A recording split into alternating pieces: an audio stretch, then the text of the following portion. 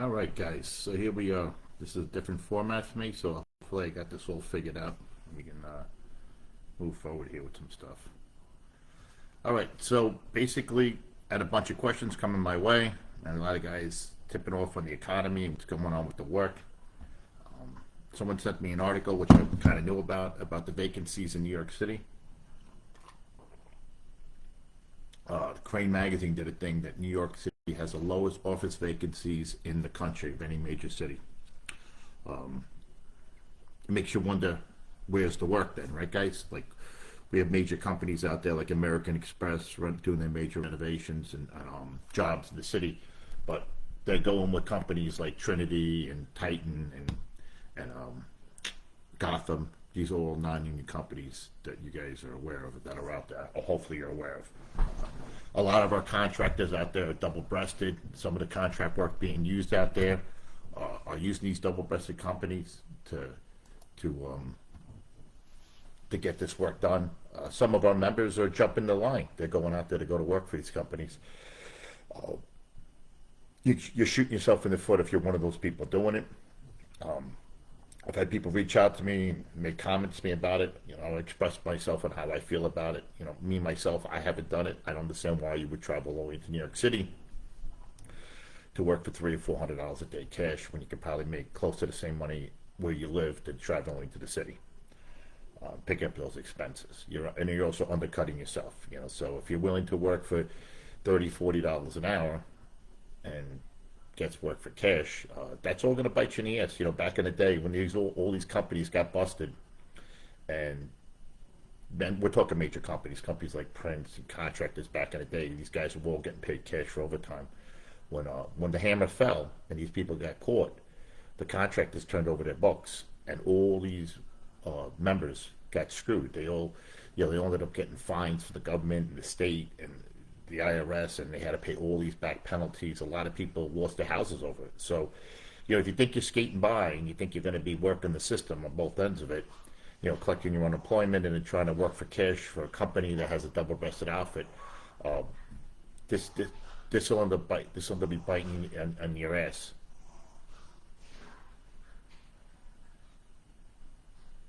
Sorry, I got a dog puking in the other room.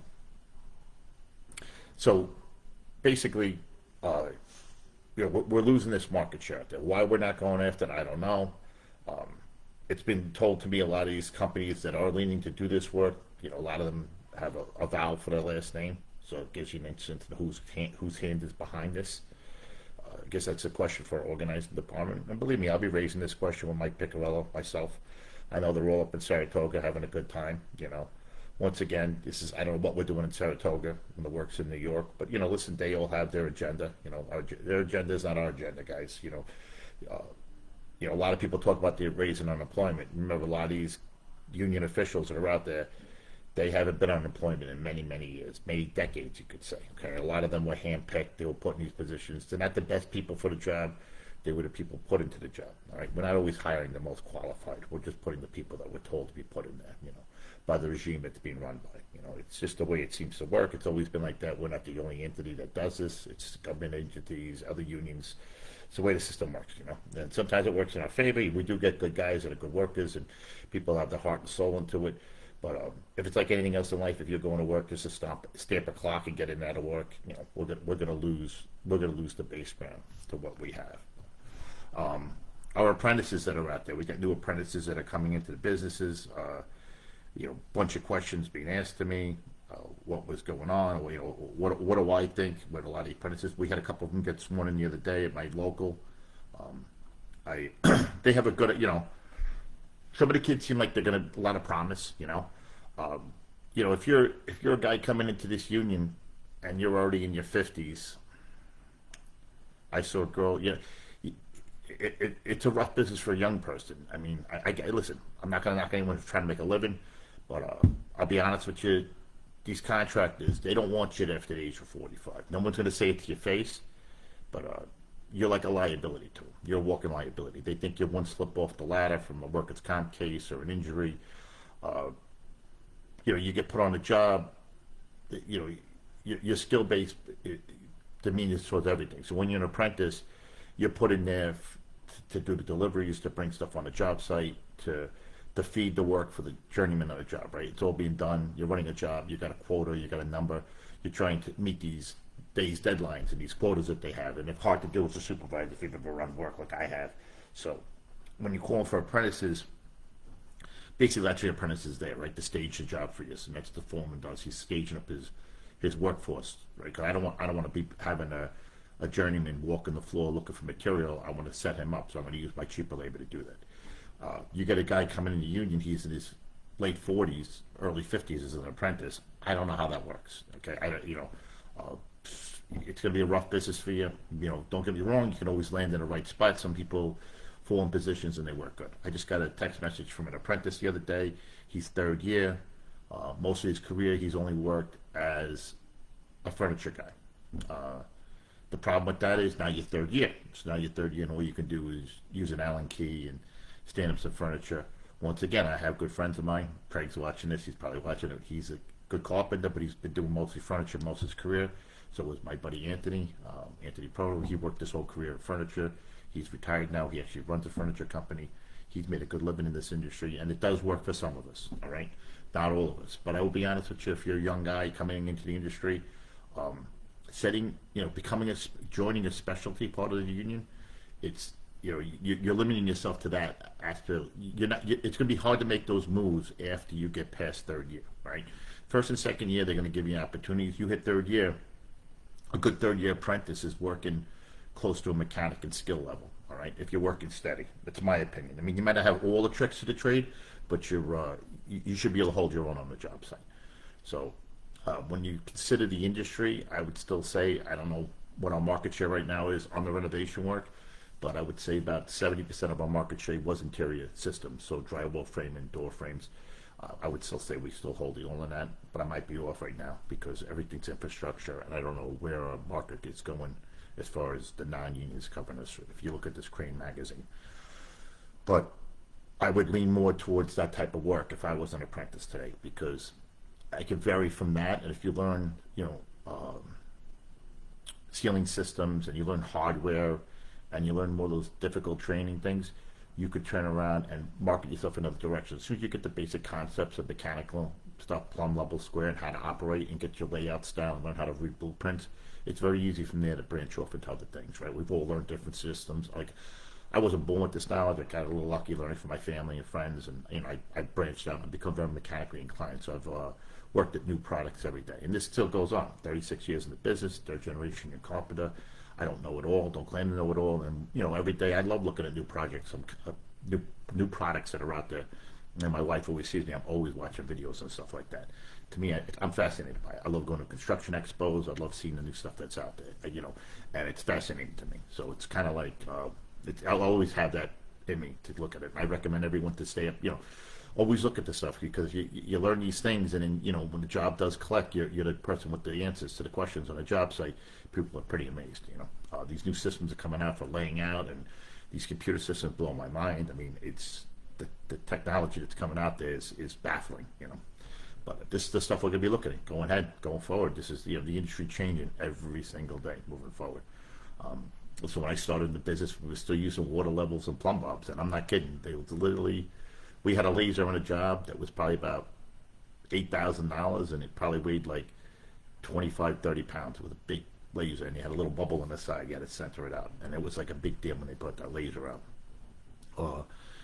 Everything else was plumb bobs. Now, everything was an impact gun or a screw gun with extension cords going all over the place. That was your big problem. You were always pissed off if guys would be doing the extension cords in the gang boxes and would steal your extension cord in the morning, and it would be a big nightmare. You had to hide them in the walls and hide stuff. Now everything's impact guns and cordless guns. We've come a long way. Pocket lasers. It's amazing what you could do a job with now, right? You could go to Home Depot for a few $1,000s, buy a couple of tools, and pretty much start a job, right? You can go everything cordless now: chop saws, skill saws, table saws. So that's only going to improve as time goes on. This equipment we have out there is getting better and better. So it's going to, this all cuts back on man hours, right? That's what it's all designed for. So you look at a job my grandfather did back in the 50s, right? My grandfather first came to this country. all these hospitals you see, school construction things, these are all big projects that were on in the 50s. It was a boom back then. Those projects were 3, 4, 5 years worth of renovation work. Those jobs today, they're 2-year jobs. They don't, because the new products we have, the prefab, the panel systems that come in, so we expedite them much quicker, which means less man hours for the people doing the work. So on the other thing, we do a lot of things with the going green and the product savings. So we do pick it up on the back end of some products that we do get, because they do a lot more stuff that's going to help these projects for the longevity, different type of glass systems. So there's a lot to be learned there. So basically, if I was an apprentice, I'd be looking to hook up with one of those companies. That's where I'd want to end up. That's my opinion. So one of the apprentices asked me a question here about what's my best advice. My best advice, they told me, is take notes, right? Everything can become overwhelming out there when you get on a job site, right? So take a picture, look at what you got to do. Don't be afraid to ask anybody questions. Listen, if somebody doesn't want to answer it, or you're intimidated by somebody, share the picture with me, get in touch with me. I'll talk it out with you. There is no stupid questions when you start in this business, right? We'll break your chops and everything like that, but we all had questions when we started, including myself. And don't let anyone come at you with that. Like, if someone's eager and they want to ask questions, if you're a journeyman on the job, help the guy out next to you. Remember, you started out somewhere too, so it's we got to pay it forward. So, is it up to learn? Yes. Okay. So basically, he's asking about the trade. I just said to him, listen, it's. I think he's asking here about what the trade was. Sorry, give me 1 second here. I think what his question here is asking me about the trade and what part of the trade to learn. Is basically what the question I said before. Listen, you go where your feet land you, right? So if you get called to a concrete job, that's where you land on there. You have to learn how to look at your environment and where you want to make that move to. So if you end up on a concrete job, my opinion is, jump in the guys, work with the panels, try to get on the staircase crew. If you're a concrete guy and you know how to do staircase and high rise, you're a quality carpenter, in my opinion, right? They're going to look for you more. There's always a lead crew. The lead crew is pushing, so you want to get in there. When you push forward to get on these concrete jobs, heavy's where the money's at. That's what I've been seeing now. When these concrete jobs do pick back up again, most of my friends that are in the concrete industry, they tend to get bigger man hours over the years. These concrete jobs are a big push to get done. You remember when the concrete's coming, not to insult anybody, but we used to call it guinea gold back in the day, all the Italian guys that are out there. When the concrete's coming, nobody stops the pour, guys. That concrete, those trucks are ordered, they're coming. Ain't nobody stopping concrete. So, they got blowout watch. You got to be there. They're pushing. They're gonna double out on those man hours. They're gonna get those forms ready for the pour. So if that pour's coming on a Monday or a Thursday night, sometimes deliveries in the city, these concrete pours are done purposely off hours so they could get the trucks in and out, especially in bad weather and stuff like that. So concrete, there could be a lot of money be made. And so a lot of my friends that put those times in and they got the concrete industry, they're looking at really nice pensions right now. And that's what you got to remember. 35 hours won't cut it. You'll make a living, 35. Some people have a side hustle, their wives work, or they own a private business on the side, and the 35 hours will hit it. But if you're working steady, I guess if you work steady and you put your 20, 30 years in, you'll be all right. But you're working in the part of the industry where you can pick up those extra hours and get your weekends and your time. Those extra hours will add up, and that'll make a difference in your pension time on the back end. The other questions, I guess, came out with people asking me about where we were going as far as, with the workload coming forward. Listen, guys, they're talking, everyone, you can only go with what everyone's telling you, right? Let's say now 2027, right? So everyone's kicking the ball. This is typical thing, right? The work is there, it's going to be there. It's always easy to say it's 2 years out than where it is. The problem with that is I don't see the work, okay? I'm dealing with these contractors and developers, and I don't see people bidding work right now. That's the problem. This is the part that scares me about the industry, because if you're bidding work, this work is in your hand. You're bidding it.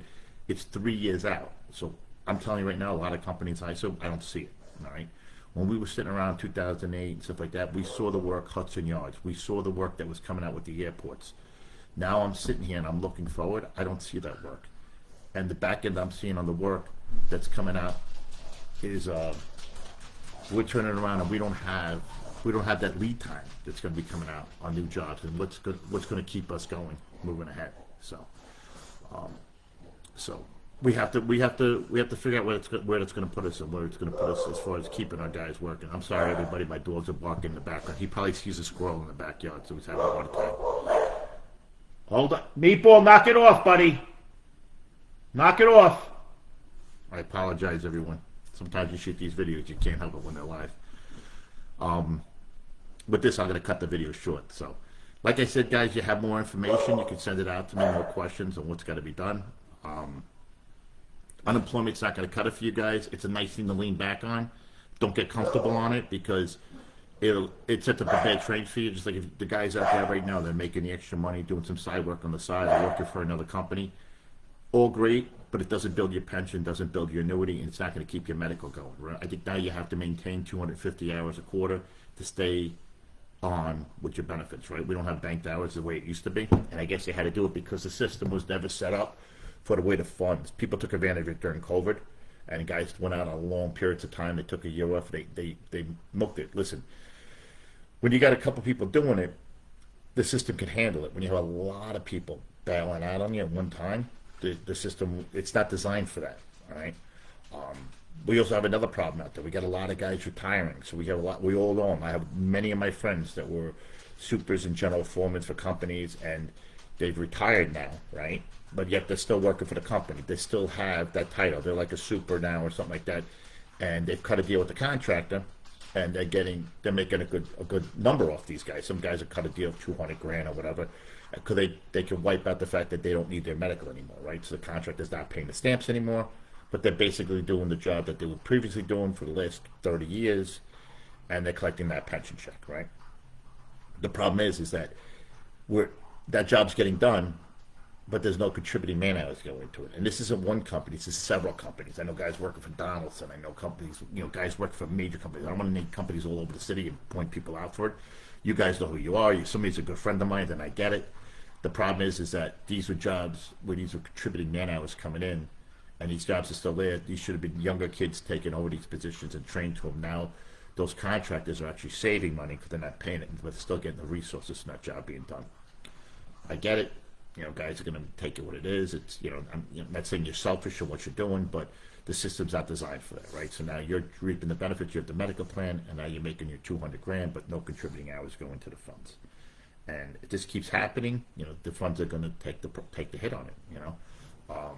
That's the other thing going with the funds. People are asking me questions. I've talked to people from around the country. People are upset. They want to merge our benefits, our medical benefits, into the international. Now, keep in mind, when I talked about the merger in my last election, they play a play on words about what the merger really is. Listen, they keep the council the way it is. They pushed in 2011, 2012 to pull the stipulation in order and get the funds away from the stipulation in order, right? And they've been working on it for a long period of time. And they got it. They got exactly what they want. So now the funds and the pension fund no longer are under the stipulation O, which was the consent decree, right? So now they can do with it what they may. So come January 1st, when the next, this election, it's going to be coming up in November, there's going to be a lot of changes happening. And one thing's going to be the medical, and one thing's going to be a pension system. Right now, they're in a plan of making 3 pension systems. They want a West Coast, Mid-Atlantic, and an East Coast, and merge this all together. And if they do that, who's going to have a say in it? Now, merging the medical fund will be a lot easier task than merging the pension fund. I've had this discussion before with you guys on a video for you to understand it and don't understand it. I've talked to a couple lawyers who've explained it to me a little more in detail. The medical fund's a little easier to do. Frank Spencer has started his own medical company, or he's a CEO on one thing for a prescription company, and then we're going to be branching out into that. You'll see that happening soon. A lot of guys are denying stuff, but you'll see what happens. I'm not lying to you guys here. I got nothing to benefit either way. I'm going to be honest with you. But that medical policy, the prescription plan, is basically, I guess they see the money being made by Express Scripts. These companies were first put together to save medical, but now these guys, they mark the prescription up 30%, and there's huge market capital in that money. So kudos to Frank for starting his own company, and there's another guy from the international involved in it. Hey, listen, maybe they'll save us some money. I don't know. Maybe it'll help us, maybe it won't, but a lot of people are a little hesitant about that. My problem is that when they get into them, they sit in the driver's seat and they have that control. Christine O'Brien, she worked on the council. She was there for many years. She got in there, basically worked her way up to the bottom level. She just recently jumped ship, and she went to work for Frank's company, right? She took that opportunity to make the move. So she was work at the council, making 360, 370 a year. She quits that job and moves on. Today's economy, how many people jump a ship with that kind of job? Maybe she sees something that we don't know. Maybe she knows more behind the scenes. Maybe she knows that job won't be there come January, right? She probably has more insight than I do. I'd love to question her about it, but I don't think she'll give me any answers. A lot of people are going to hold their cards in their hands. So she made that move. To me, that tells me them making that move is telling me that benefit funds won't be there on the 9th or 10th floor. We're going to become eventually part of the Northeast Regional, okay? What does that mean to me? In order for these medical companies to make more profits, if I was running it, right? I'm running it, and my main concern is making money, right? I'm not doing it to help you guys, right? The main thing is making money. That's business out there. How are they going to do this? Well, the rest of the country, there's no retirement medical, right? So how do I increase? I had the same money coming in. How do I increase my profit sharing? Cut the medical to the retirees. It's the quickest and easiest way to save money. And, Google it yourself. Talk to members. Get on these Facebook posts. Talk to these members from around the company. Chicago, California. Go across the country. Look at, don't look that far away. Go to Westchester. Go to Long Island. See what happened to those guys. Look at how many, there's a lot of people that I know transferred out of Westchester, transferred out of Long Island, 15, 20 years ago to avoid what was going on out there. The Madoff stuff. A lot of these guys lost money in their pensions and their annuities because of it. Our accounts are secured. So you say to yourself, here we are, we're sitting on 55 retirement and out, and don't make them sound like everyone's going to pat each other on the back. A lot of this 55 and out, and when they had the retirement for the officers' pension, they moved everything down to 50 for the. This wasn't done to help us guys. This was done to help them. These guys were under federal indictments, and they were being investigated, and they were trying to find a way to get out quick. So that's why they dropped these retirement ages so low. They were trying to get themselves set up so they could get retired before the indictments came out. That's why this all came into play. It wasn't like somebody woke up one day and say, "Oh, let me help the rank and file."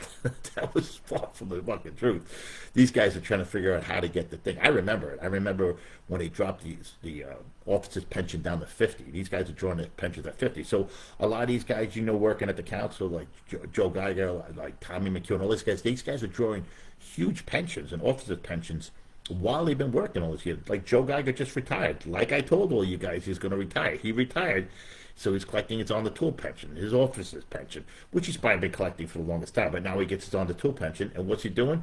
He's in the Northeast Regional, building up his international pension. God bless him, Listen, I don't agree with Joe on a lot of things, but hey, milk that cow for all you can, I guess, at the end, right? Listen, he's gonna do his benefits himself. He's not looking out for you guys, bro. He's already he sees the light at the end of the road for him.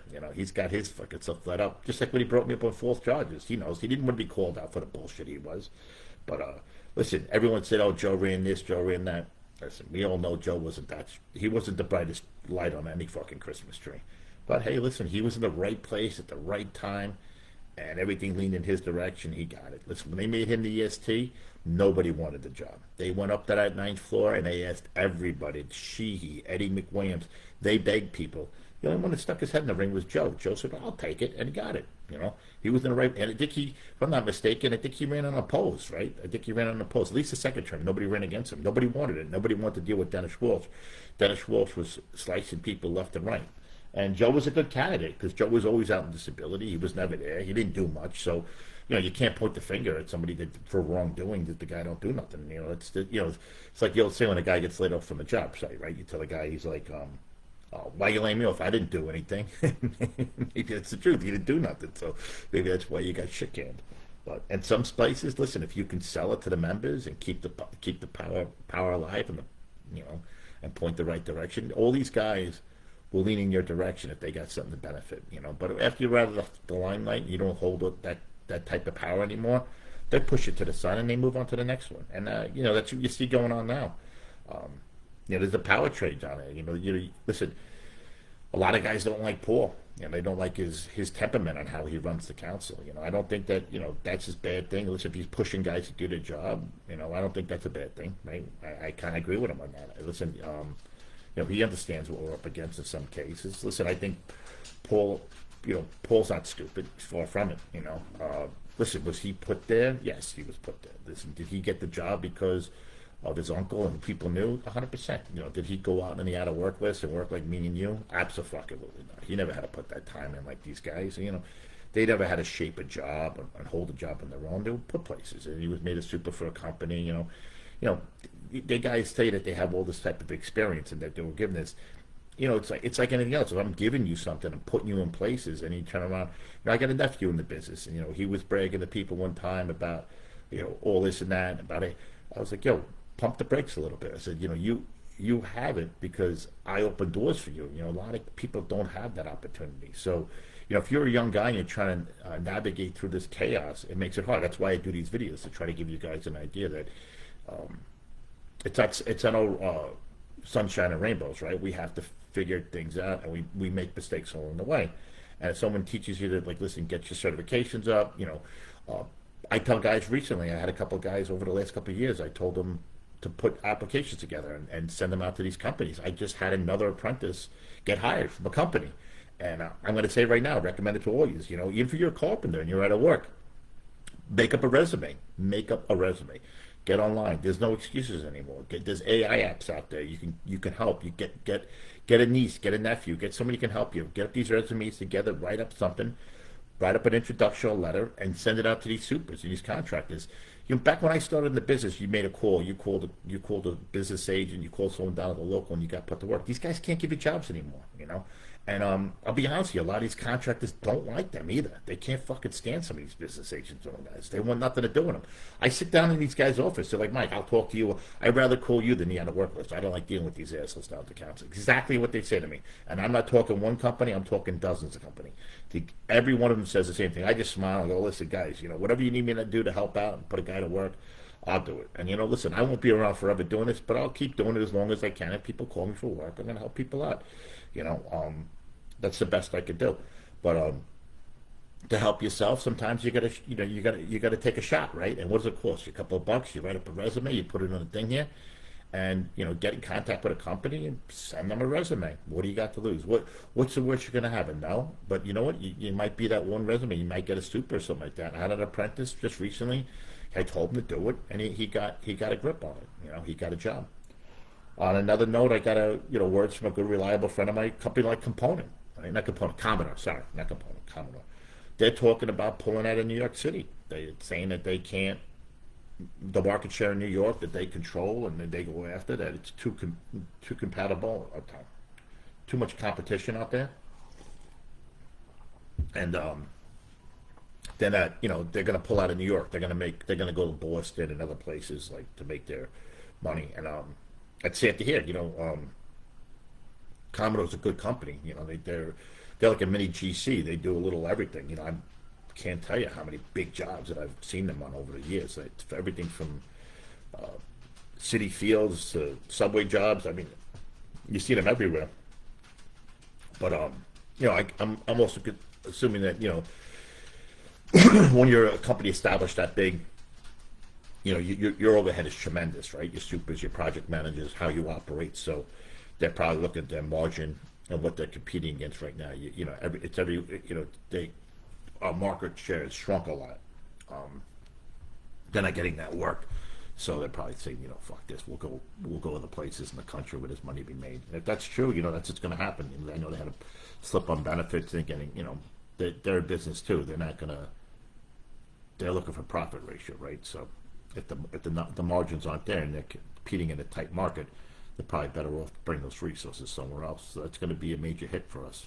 There's a lot of guys that I know working with that company that'll be either relocating or moving on to hopefully find something else.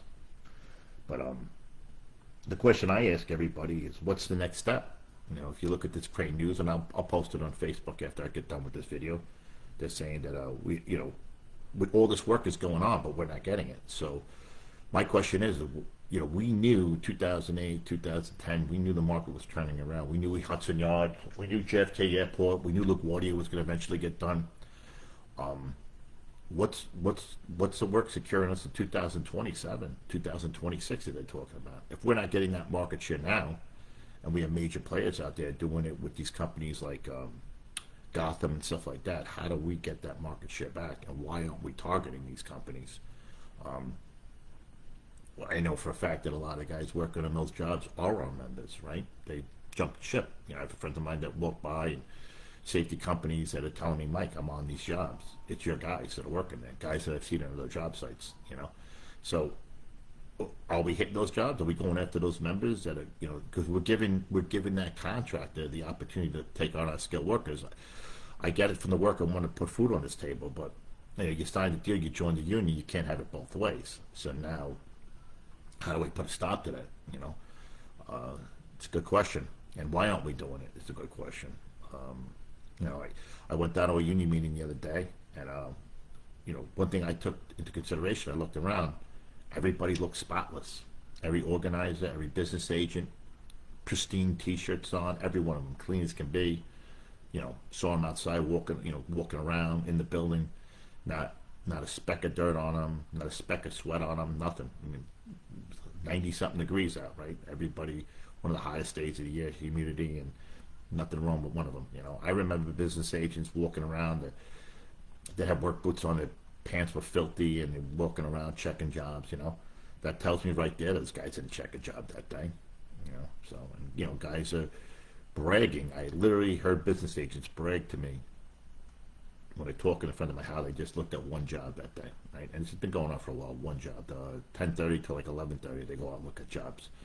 So they're all in these committees. They teach down at the school, and they just sit around. To them, it's all one big joke. But the joke's on us, right? Because they're the ones leaning, telling you, "Oh, vote for this or do that." But at the end of the day, they're not the ones worried about making a pension credit this year. They're not the ones worried about, paying their mortgage. They're not the ones worried about health insurance. You are. So, wake up. Understand where you're at. Always remember the guy selling you something that doesn't need it for themselves. How do they sell it to you, right? They bullshit you. That's just the way it is. It's a sales tactic, right? I got to convince you what you need to hear.